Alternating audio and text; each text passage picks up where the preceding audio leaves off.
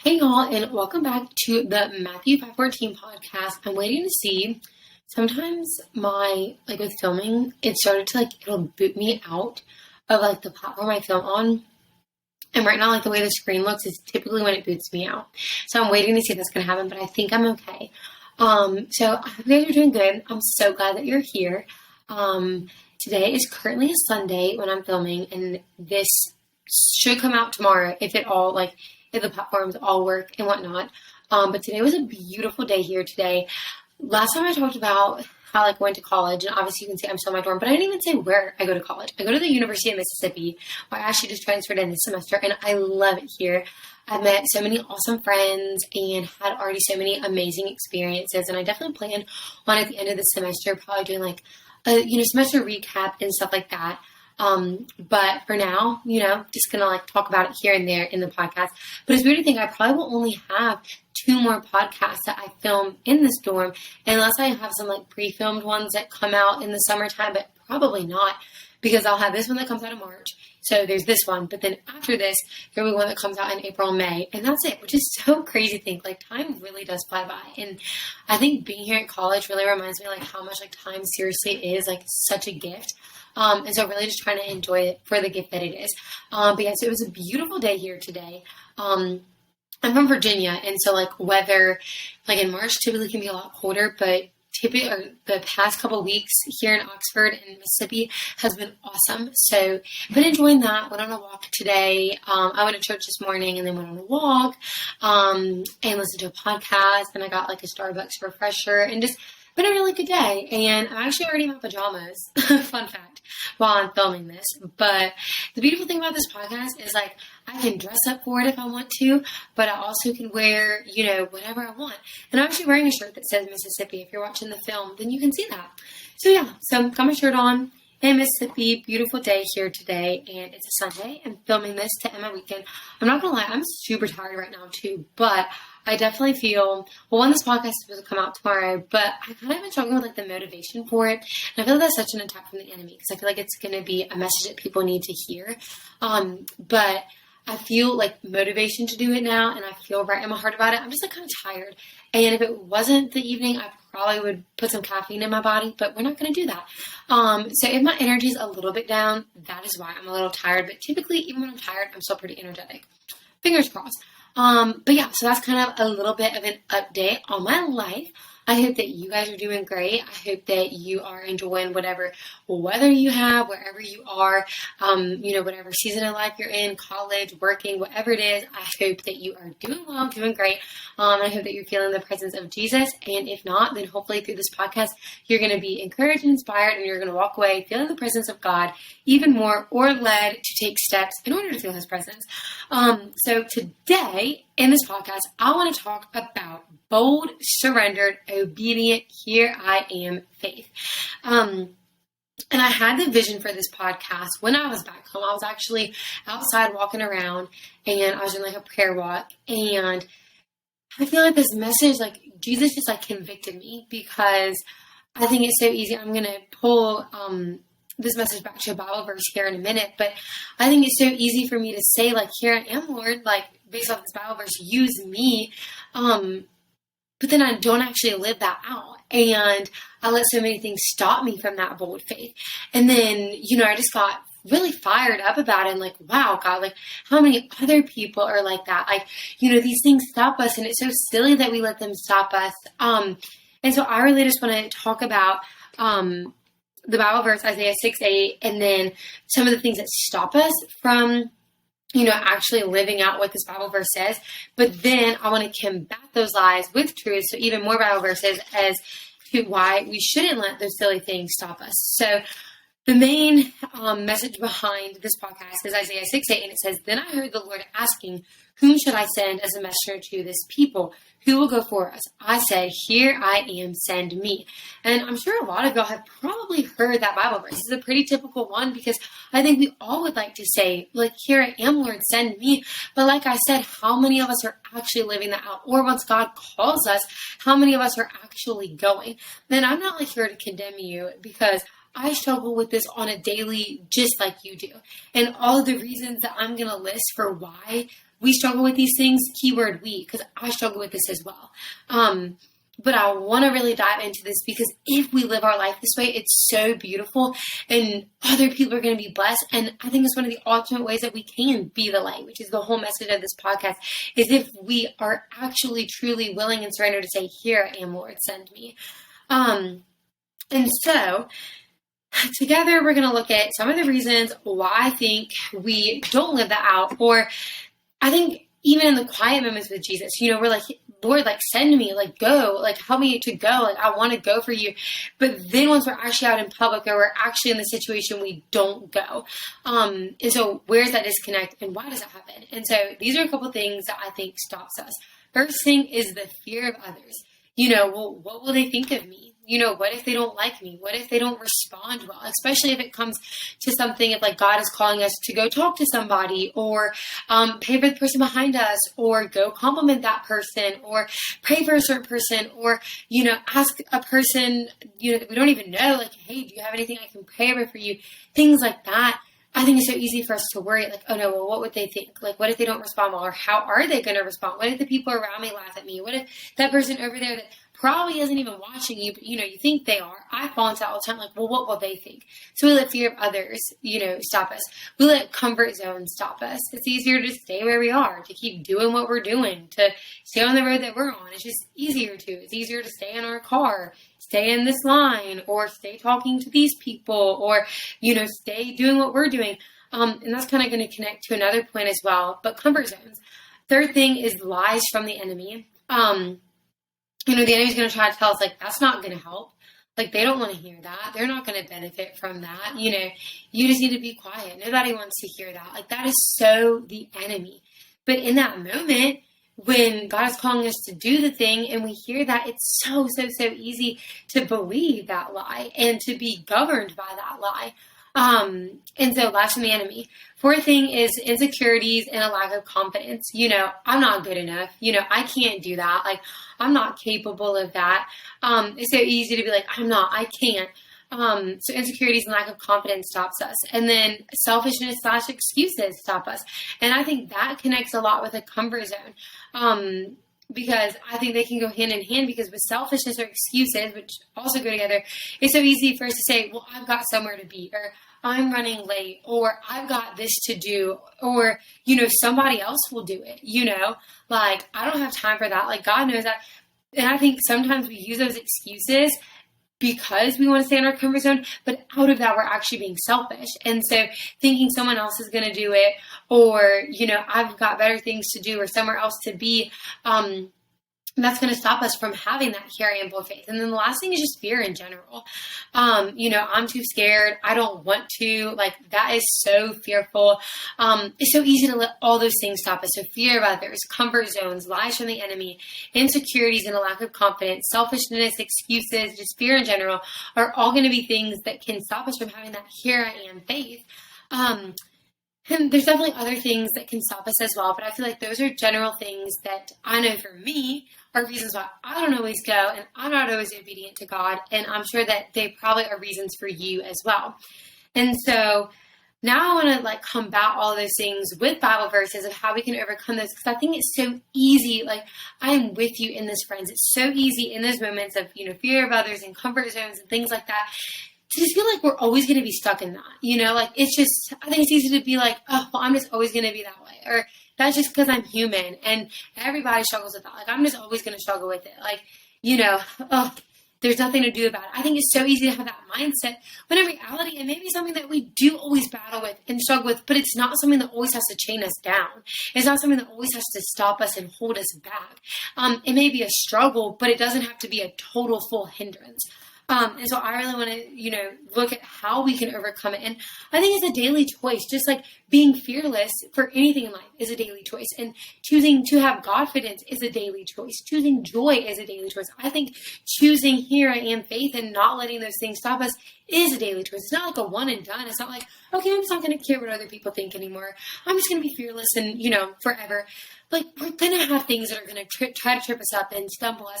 And that's why we have to know what the Bible says so we can go back to it. So I'm going to meet you guys with some Bible verses now, because I know these all help me and comfort me with all of those different things. And so when those times come up where you are struggling a little bit more, or, you're fearful, or you're thinking about what other people think too much, then you can go back to these verses. And if they're in your heart, then you're going to be able to remember them in those times of struggles and difficulties. So the first verses we're going to look at are the things to combat fear of others. And so the first verse is Galatians 1:10, which says, obviously, I'm not trying to win the approval of people, but of God. If pleasing people were my goal, I would not be Christ's servant. And so it's literally a sweet reminder to us that our goal in life isn't to please people. Now, that doesn't mean, we should be mean to people. That doesn't mean we should just, brush them off and think of them as less than and things like that. Like, that is not what that verse means. But what this verse means is it's speaking to the fact, we're not called to fear what other people think or be burdened with what they think about us. We're supposed to be burdened with what God thinks of us, and seeking to honor Him and glorify Him. So that's, what Galatians 1:10 says. And I think it connects with this quote by Mother Teresa. This is one of my, it is my all-time favorite quote ever, because I think it could apply to so many different messages, so many different podcasts. And I'm using it in the terms of, it's between us and God, not people. So we don't need to fear what they think, but it could be interpreted in so many different ways. But it says, people are often unreasonable and self-centered. Forgive them anyway. If you are kind, people may accuse you of ulterior motives. Be kind anyway. If you are honest, people may cheat you. Be honest anyway. If you find happiness, people may be jealous. Be happy anyway. The good you do today may be forgotten tomorrow. Do good anyway. Give the world the best you have, and it may never be enough. Give your best anyway. For you see, in the end, it is between you and God. It was never between you and them anyway. Oh, that is the best quote ever. So that's Mother Teresa. Love that quote.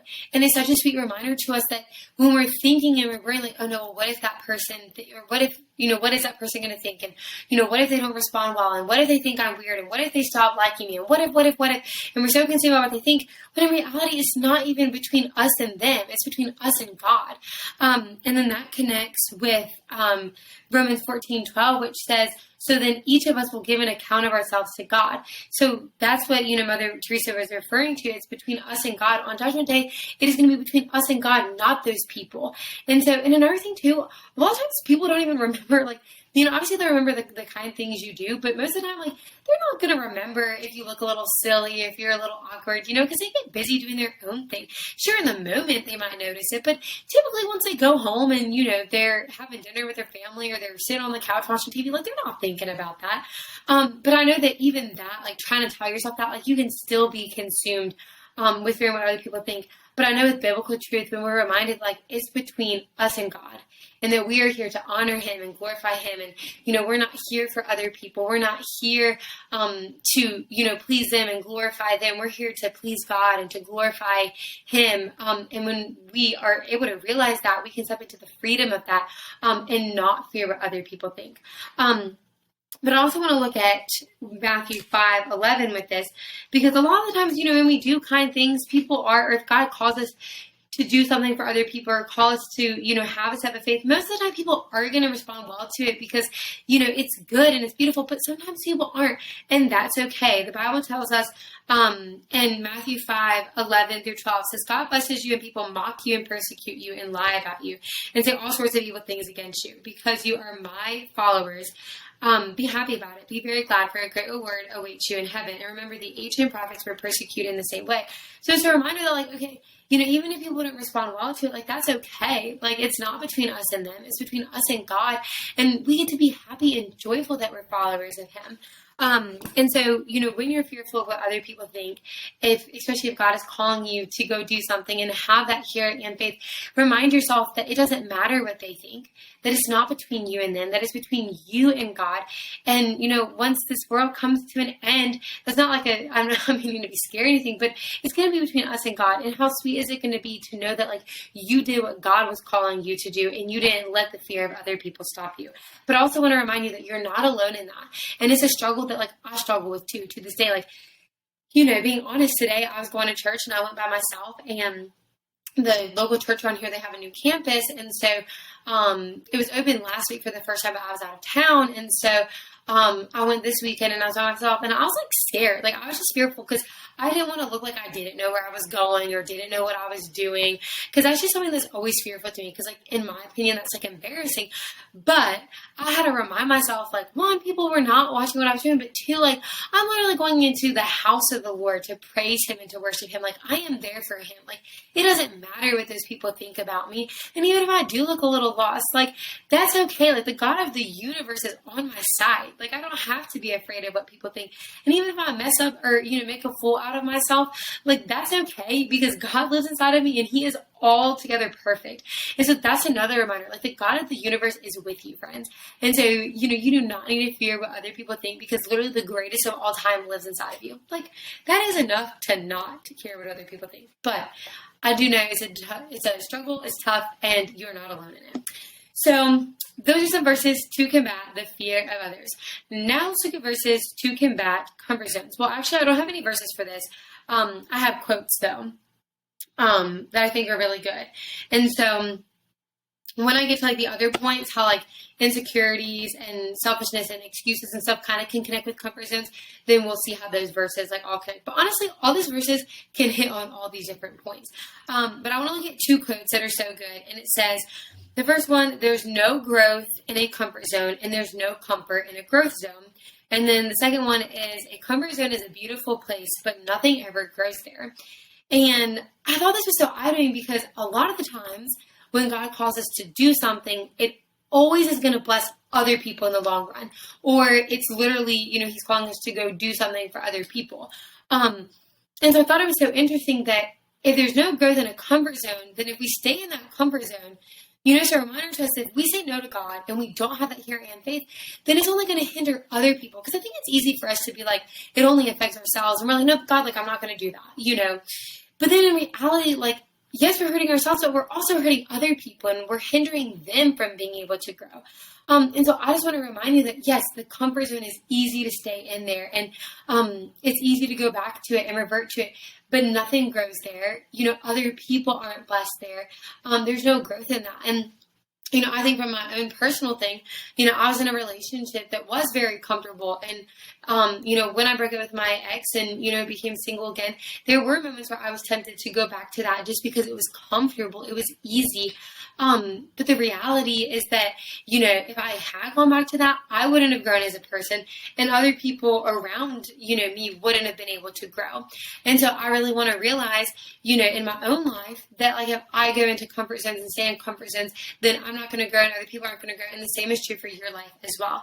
And so I just want to remind you that like if God calls you like, to go somewhere, then it's always going to be for good and you're going to grow and other people are going to grow as well. But if you stay in that comfort zone, you're only going to hinder yourself and hinder other people. So there's some things to combat comfort zones. So now let's look at some verses to combat lies from the enemy. And y'all, this next one is one of my all-time favorite Bible verses. It's John 10:10. Fun fact, I really want to get something about it like tattooed. If you guys have watched my first podcast, I have like Be the Light tattooed on my arm. And I sat on that for like 2 years. Like I knew I wanted that for a really long time. Cause I'm not like, when it comes to like something permanent on my body, like I'm not just going to like spur of the moment. I mean, maybe if God called me to, then I would, well, definitely if He did, I would want to. But I have like tossed around different ideas, but I definitely would love to get something related to this verse tattooed on me because I love it. And it says, the thief comes only to steal and kill and destroy. But I have come that they may have life and have it to the full, or that they may have a rich and satisfying or abundant life. Those are the different translations.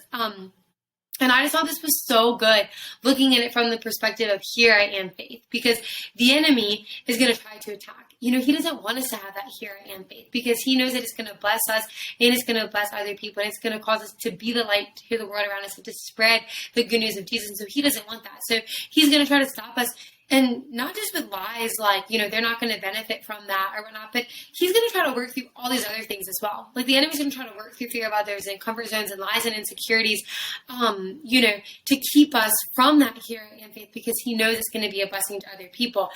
But I love what, this verse says, and then how it connects to this is when we choose Jesus and when we choose to say, all right, yes, Lord, like here I am, send me, like I'm going to go, I'm going to have this here I am faith, other people are going to be blessed because of it, and there's going to be an abundance of life because there's going to be an abundance of Jesus.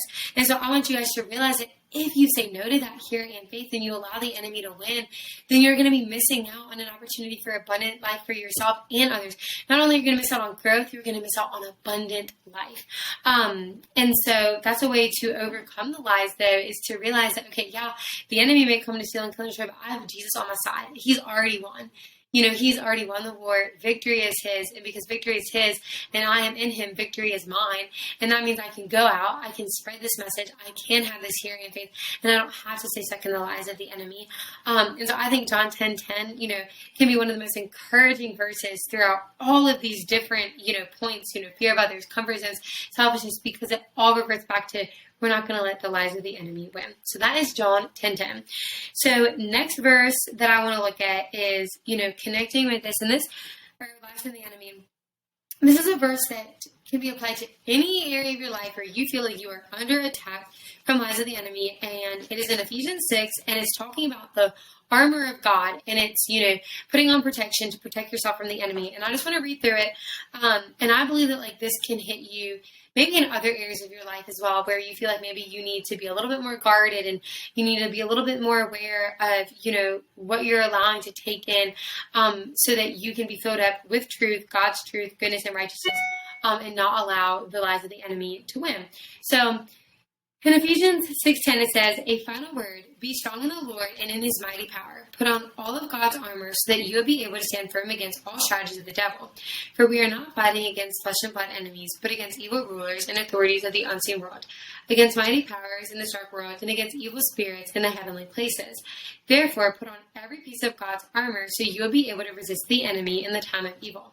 Then after the battle, you will still be standing firm. Stand your ground, putting on the belt of truth and the body armor of God's righteousness. For shoes, put on the peace that comes from God, from the good news, so that you will be fully prepared. In addition to all of these, hold up the shield of faith to stop the fiery arrows of the devil. Put on salvation as your helmet and take the sword of the Spirit, which is the word of God. Pray in the Spirit at all times and on every occasion. Stay alert and be persistent in your prayers for all believers everywhere. And so I just think that is such a good verse because it's telling us that, we're going to be under attack in this world. Like the enemy is going to try to steal and kill and destroy, and he's going to try to work through all of the different things to keep us from hearing faith, but not just hearing faith. He's going to try to keep us from confidence. He's going to try to keep us from joy. He's going to try to keep us from abundant life. But, with the reminders of Ephesians 6, when we take up God's word and when we pray to God and when we worship him and when we get surrounded by other believers and when we're living a life of truth and we know what the truth or what the word says and what truth is and we're living it out, then we're going to be able to overcome those lies of the enemy, and we're not going to let them keep us from having that here I am faith. And one way that I know people have memorized, and I have done this too before, Ephesians 6:10 through 12 or 10 through 18, is when they're getting ready in the morning and, they're putting on their physical shoes, they're connecting to what that is spiritually in their mind. So that could be a practical thing for you. So, get filled up with the truth, get filled up with God's word, and overcome the lies of the enemy, not just in the area of hearing and faith, but in all areas of your life. So next verses that I want to look at to combat a lie is something that stops us from hearing faith is insecurities and a lack of confidence. I think there's so many verses on this, which is so sweet and so awesome. And I think God knew, well, obviously he knew what was coming, but I think he gave us a lot of these verses knowing how our modern day was going to be, where we do struggle with a lot of insecurities. And I think one of the biggest reasons for that is social media. And so maybe that's one of the things that stops you from having hearing and faith is because you have looked at other people on social media. And even if you've looked at other believers on social media and you feel like you're a less than believer, you're a less than Christian, you're a less than follower of God, you feel like you don't have it, all together. You feel like, you don't have, the pretty crafted Bible, or you don't feel like you speak as fluently, or you don't feel like, you have gone on, as many mission trips or any at all, or, whatever it is where you feel like you are less than or you're lacking. I want to remind you that it is not about you. It is all about Jesus. And to realize that those other people, it's not about them. it's about Jesus. And to realize that the way that he's working through them should not be a threat to the way he's working through you, because the way he's working through you is enough, just as the way that he's working through them is enough. And so I want to remind you guys that you are not less than as believers. And so I don't want you to question or to feel like you're not good enough and you can't have hearing and faith because, of other believers that may be better than you in your own eyes, or any other thing that gets in the way. And so I want to meet those lies with some truths. And so Galatians 2:20 says, my old self has been crucified with Christ. It is no longer I who live, but Christ lives in me. So I live in this earthly body by trusting in the Son of God who loved me and gave himself for me. So that's a reminder to you guys, it's not about you, it's all about Jesus. And that's a breath of fresh air. It's like, okay, good. Pressure's not on me, it's all on Jesus, and he never ever fails. And so I want you guys to be comforted by that. Second verse is Psalms 46:5, which says, God is within her. She will not fall. God will help her at break of day. So once again, God is there to help you and be with you and support you through it. So if he calls you to go, if he calls you to have that hearing and faith, he's going to meet you along the way. And even if you don't always feel his presence, he is always there. And so I want to remind you guys that, he's not just going to call you and then, be that friend that ditches, or be that friend that, lets you do it and get scared. No, he's going to be right there with you every step of the way. And then I know that was, speaking to the lady saying, God is within her. But then there's this quote saying, he who kneels before God can stand before anyone. So, both my men and women out there, God is with you. And when you kneel before him and when you get filled up with him, you can go out into this world and you don't have to fear what other people think. You don't have to feel less than. You don't have to be governed by the lies of the enemy, because you have surrendered to Jesus and you realize it is no longer you who lives, but Christ who lives in you. It's not about you. It's about him. It's not about your strength. It's about his. And he has won and defeated the enemy, and so that means victory is yours and you get to live that out. So get filled up with him, kneel before him, and that's where you find your confidence, or that's where you find confidence, and it's Godfidence. It's not about you. But a couple more verses. I've got two more that I want to share with insecurities and lack of confidence. First one is 2 Peter 1:5 or 1:3. I need to put my glasses on. I swear, I keep reading everything wrong. Let's see. Let me put them on and see if it helps. Oh yeah, much better. I'll probably take them off when I look up to speak. So 2 Peter 1:3 says, his divine power has given us everything we need for a godly life through our knowledge of him who called us by his own glory and goodness. And so once again, it's all about Jesus. It's all about, the strength that he gives you. It's about the life that, you have through him. It's not about you. And so when you feel like, oh no, I can't do it, I'm not good enough, remind yourself it's not about me. It's all about Jesus. And then last one is Matthew 28:20, which says, and this is I literally just said that. I didn't even realize that I had this verse written down. I guess I forgot about it. But it says, Matthew 28:20, teaching them to observe all that I commanded you, and behold, I am with you always to the end of the age. And so I want you guys to be reminded that Jesus is with you. So when you feel less than or lack of confidence, remember, Jesus is with you. It's not about you. It's all about him. Through him and with you, you have everything that you need. And when you kneel before him and you get surrendered to him, he will work through you to do the things that he's calling you to do. And through that and with him, you can live out that here I am faith. So we've combated, fear of others, comfort zones, lies from the enemy, insecurity, lack of confidence. And now we're going to look at some Bible verses to combat selfishness and excuses. And so the first one I want to look at is Philippians 2:3-4, which says, don't be selfish. Don't try to impress others. Be humble, thinking of others as better than yourselves. Don't look out only for your own interest, but take an interest in others too. And so that literally combats selfishness and, pride and ego, and I don't want to do it, someone else will, I've got better things to do, literally combats it down. And I think it's kind of a reminder of I think it's easy for us to get prideful and ego, and it's you are not that important. And I don't mean that sounds terrible. You are important in Jesus, but what I'm saying is you are nothing without God, though. And so, you are you have everything you need with him, but you are nothing without him. And so I want to remind you guys, it's not about you, it's about Jesus. And when we let selfishness and pride and ego get in the way, then we're not able to fully show who Jesus is. We're not able to fully be the light. And so being, encouraged by Philippians 2:3-4, think of others as greater than yourself, realize that they are. And so when, God calls you to go do something for other people, do it because you're, already certain of the fact that, okay, like I'm seeing them as greater than myself. I'm going to go and do this for them, even if it's a little outside my comfort zone, even if it's a little awkward, even if it's hard, even if I don't know X, Y, and Z with it, I'm going to do it. And then the second one that I have, to combat selfishness and excuses is Proverbs 3:27-28, which says, "Do not withhold good." I mentioned this verse in my Valentine's podcast, but I use it in a different context. And that's the beautiful thing about Bible verses is that they can apply to different things in our lives. So I used it in my Valentine's podcast to talk about husband and wives serving each other sexually. But then in this context, I am going to be talking about just like serving people in general. And, strangers, friends, boyfriends, girlfriends, husband, wives, brothers, sisters, literally anyone. And so it's Proverbs 3:27-28, which says, "Do not withhold good from those who deserve it when it's in your power to help them. If you can help your neighbor now, don't say, 'Come back tomorrow and then I'll help you.'" So that's literally saying, don't make excuses or be like, "I don't have time," or "I'll do it another day," or "I don't feel like it right now," or "I've got somewhere to be." It's like, if it's in your power to help them and God is calling you to, then go do it. Have that here I am faith. Be obedient to it and, be willing to live it out because, I think one thing that's so crazy is that, like, when God calls us to do something, like, we literally, blessing other people is, like, held in our hands. And it's like, okay, are you going to, like, just drop it? Or are you going to give it to them and bless them? And so don't wait for tomorrow. Don't wait for somebody else to do it. You be the one to do it.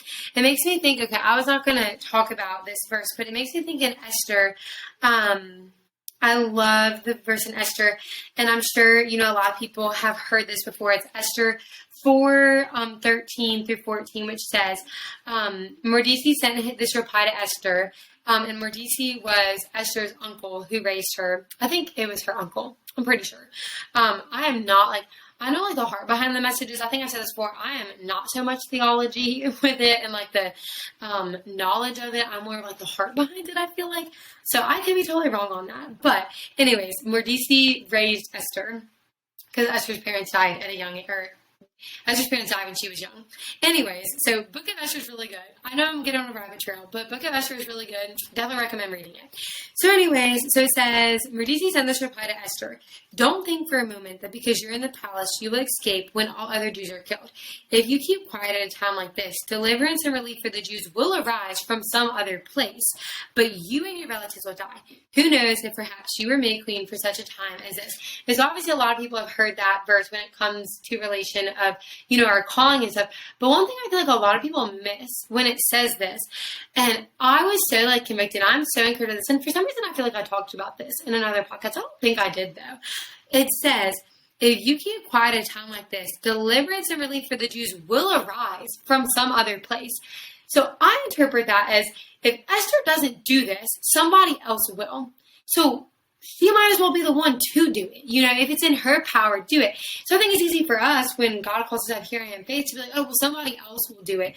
No, like if it's in your power to do it, like the, Proverbs said, like I read before reading Esther, do it. Don't wait for deliverance or healing or blessings or encouragement or the word of Jesus to come from some other place. Let it come from you, especially if God is calling you to do it. And so don't wait for somebody else. You be the one to do it. And then another thing is that's going to encourage other people. Like it's going to start a chain reaction because when you have that, step of obedience, especially another thing is a lot of times, like I said, we fear what other people think.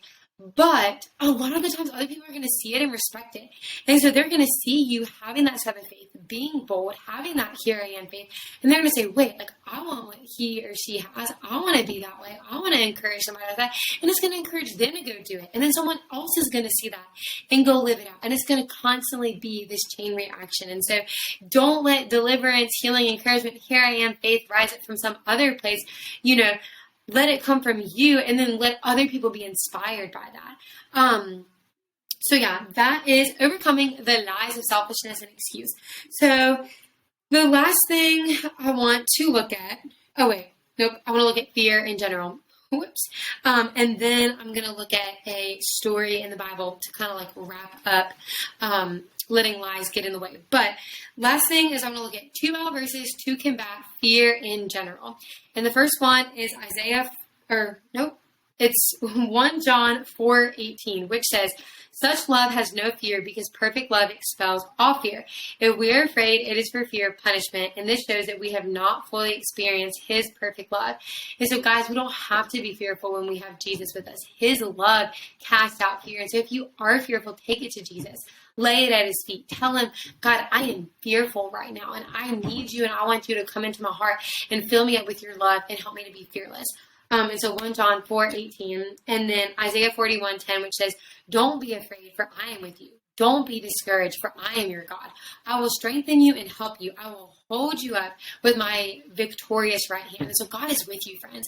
And so when He calls you to, do whatever it is to have that here I am faith, He is with you. You do not need to be fearful. You do not need to let lack of confidence or insecurities or lies of the enemy or comfort zones get in the way, because it is not about you. It's all about Jesus. He lives inside of you. Victory is yours for the taking in Him. And when He calls you to go somewhere, He will be with you every single step of the way. So you do not need to be fearful.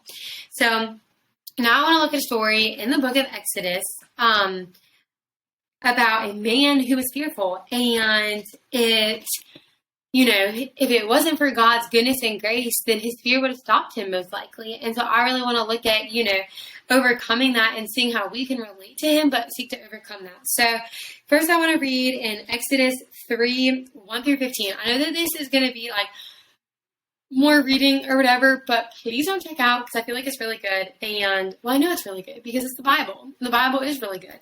So yeah, we're going to dive into this and look at overcoming fear. So this is about Moses.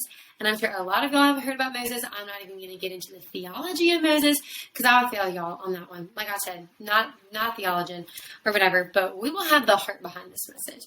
Okay, and nothing's wrong with theology, by the way. I'm not hating on theology. Like, theology is awesome, and I believe theology, having an understanding of the Bible, because I know there's been lots of times when I read, like, theology, like, interpretations, it has led me to be an even more awe of the heart of Jesus, and so they go hand in hand, they connect. I'm just saying, personally for myself, that is something where I struggle a little bit more and don't have as much info on, but it is awesome and amazing, and I really should be more dedicated to learning about theology. So theology and heart is awesome. So yeah, don't want you guys to think anything's wrong with theology, because it's amazing.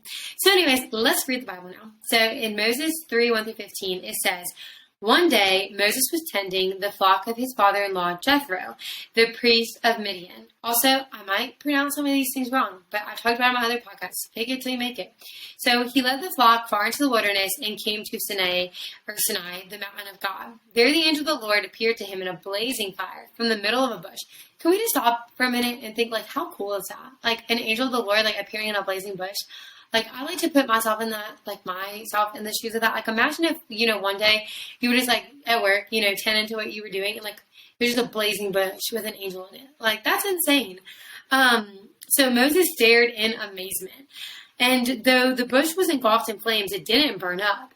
"This is amazing," Moses said to himself. "Why isn't that bush burning up? I must go see it."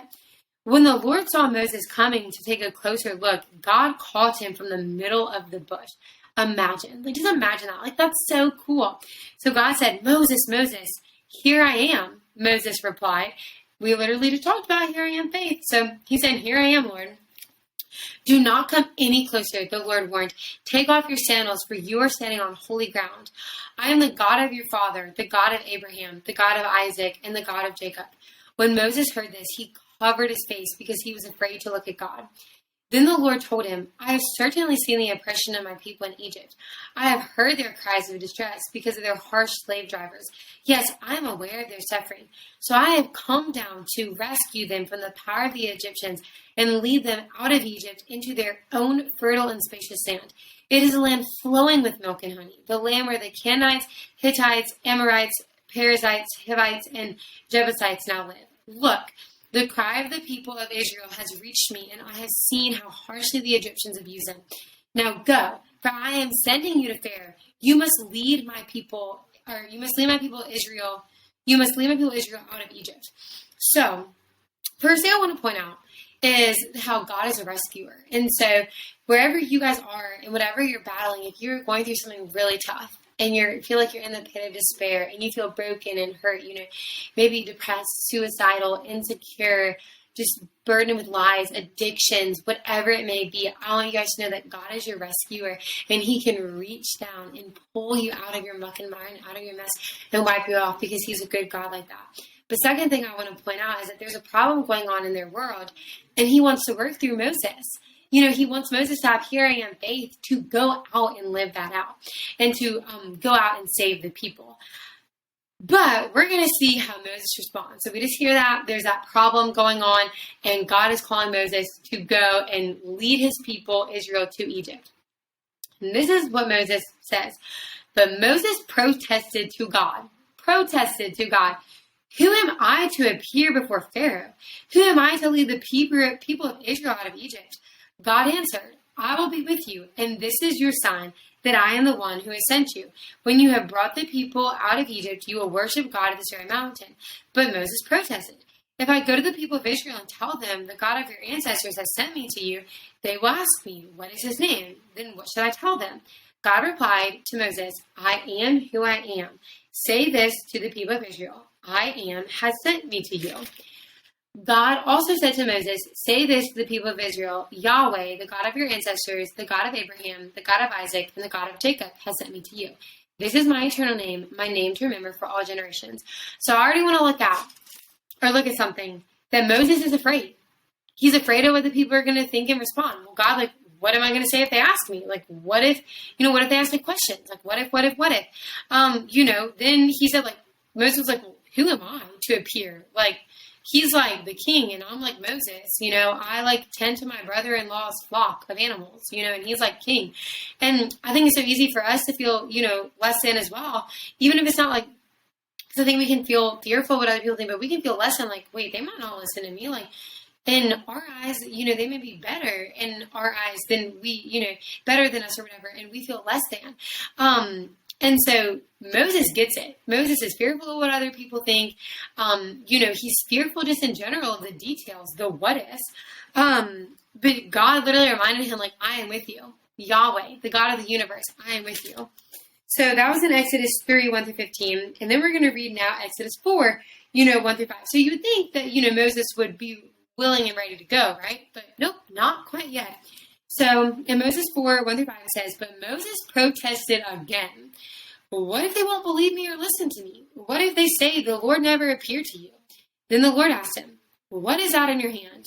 A shepherd's staff, Moses replied. Throw it down on the ground, the Lord told him. So Moses threw down the staff, and it turned into a snake. Moses jumped back. Then the Lord told him, reach out and grab its tail. So Moses reached out and grabbed it, and it turned back into a shepherd's staff in his hand. Perform the sign, the Lord told him. Then they will believe that the Lord, the God of their ancestors, the God of Abraham, the God of Isaac, and the God of Jacob really has appeared to you. So, Jesus is literally, because he's going, Moses is well, what if? And God is giving him all these things, I'm going to be with you. This is what you tell them. Here is a snake to be with you. And Moses is constantly being filled with fear.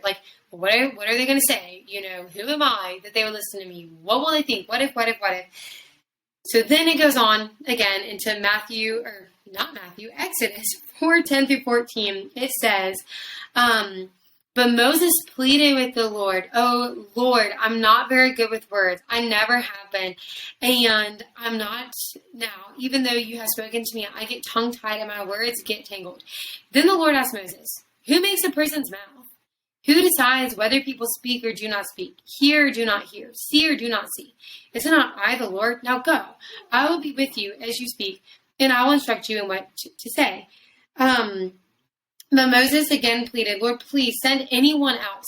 Then the Lord became angry with Moses. All right, he said, what about your brother, Aaron the Levite? I know he speaks well, and look, he is on his way to meet you now. He will be delighted to see you.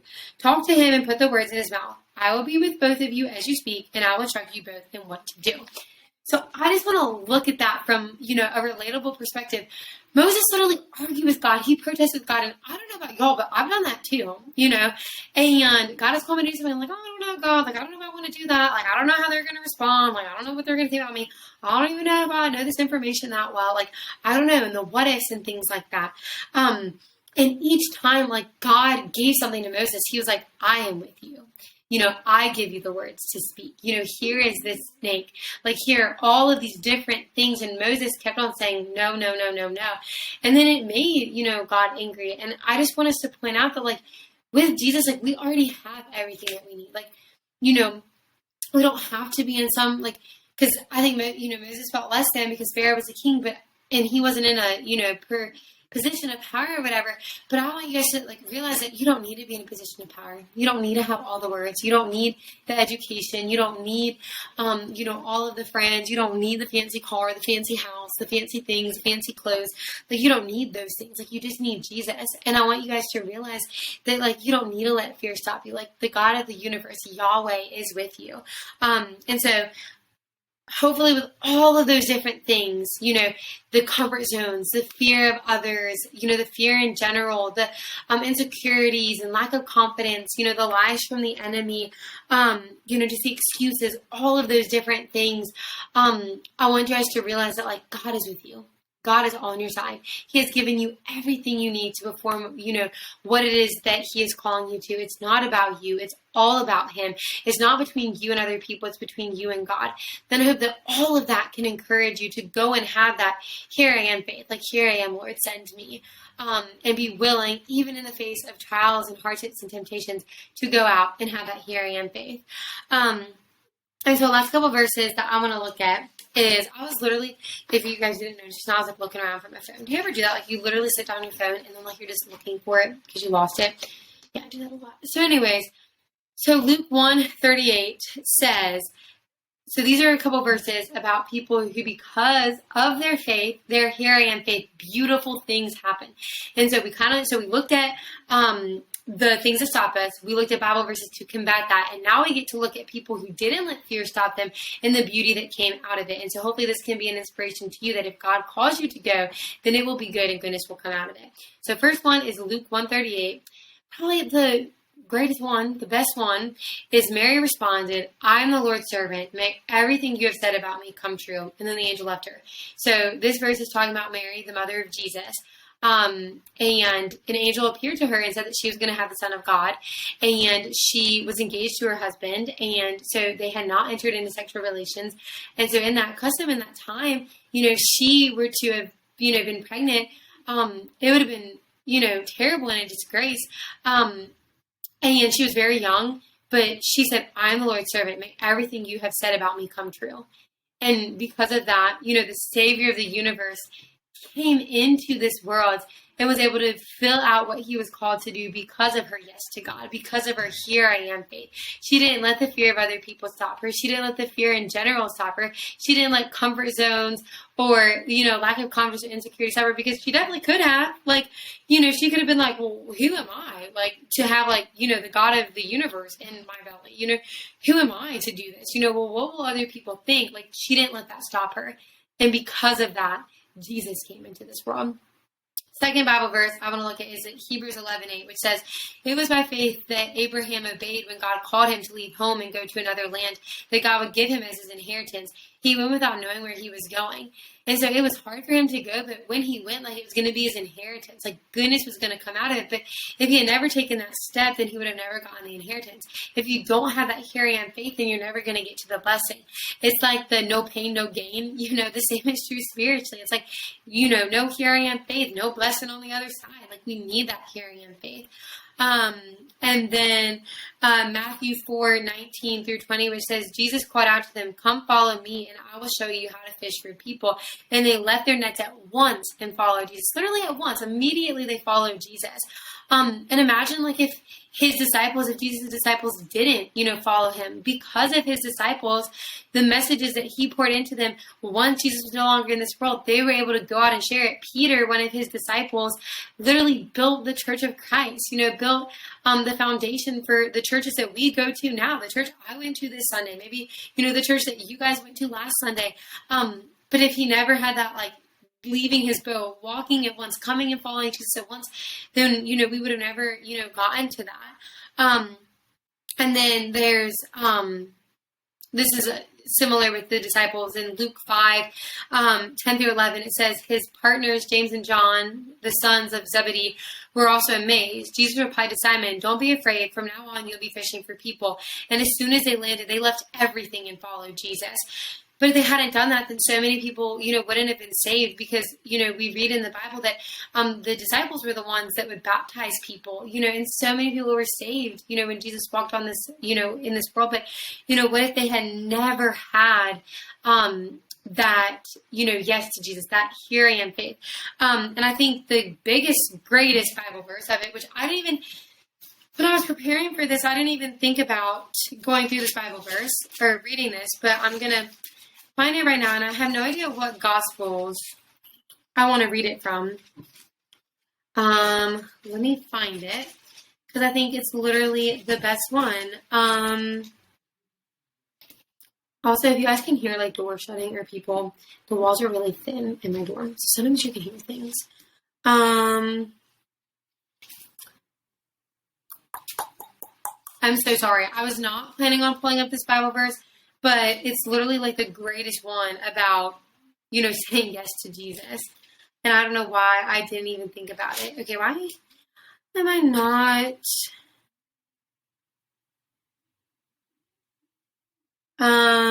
Okay. Should be right around here. Okay. So before Jesus, before it was his time to die on the cross, he was praying at the Mount of Olives. I think that's where it was. Once again, not good at the theology. And he prayed this powerful prayer, which is, here I am faith. And so this is the story leading up to it. So this is in Matthew 26:36, which says, and we'll go on to 46. So then Jesus went with them to the olive grove called Gethsemane. And he said, sit here while I'll go over there to pray. He took Peter and Zebedee's two sons, James and John, the one that we just read about leaving their fishing nets, and he became anguished and distressed. He told them, my soul is crushed with grief to the point of death. Stay here and keep watch with me. He went on a little farther and bowed with his face to the ground, praying, my Father, if it is possible, let this cup of suffering be taken away from me. Yet I want your will to be done, not mine. Okay, so actually we're not going to read it 46. We're going to stop there. So that's Matthew 26:36 through 39.